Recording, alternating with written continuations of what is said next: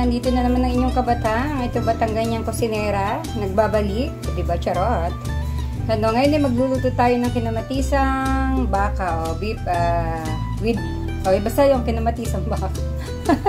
Yan. Lalagyan natin siya ng upo. So, yan. Kinamatisang baka with upo. Yan, upo.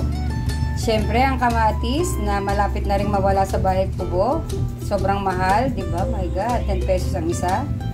Yan, sibuyas. Siyempre, siling habaw, siling green, bawang. So, yan. Magkikinamatisan tayo. So, yan.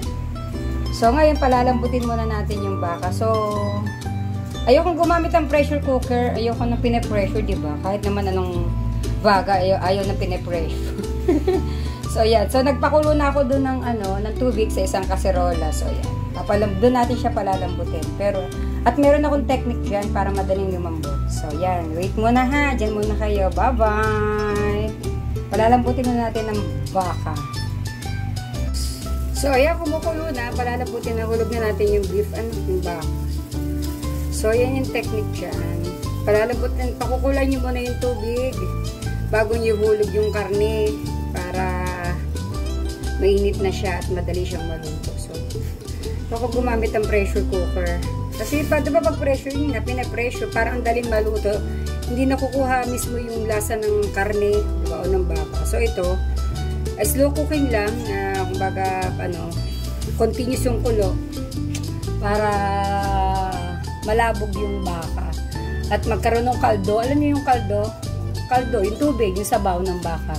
Nanunuot yung lasa. So, tinimplahan ko lang yan ng konting patis, ground pepper, tsaka ano pa, yun lang ata. So, yung the rest ng ingredients, mamaya ko na ilalagay.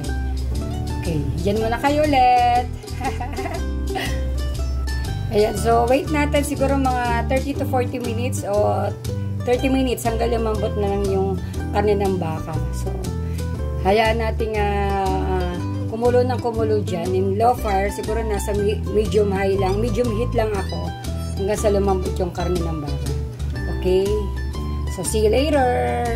Ayan, after 25 years na magpapakulo, diba, malambot ng ating karne ng baka. So, yan.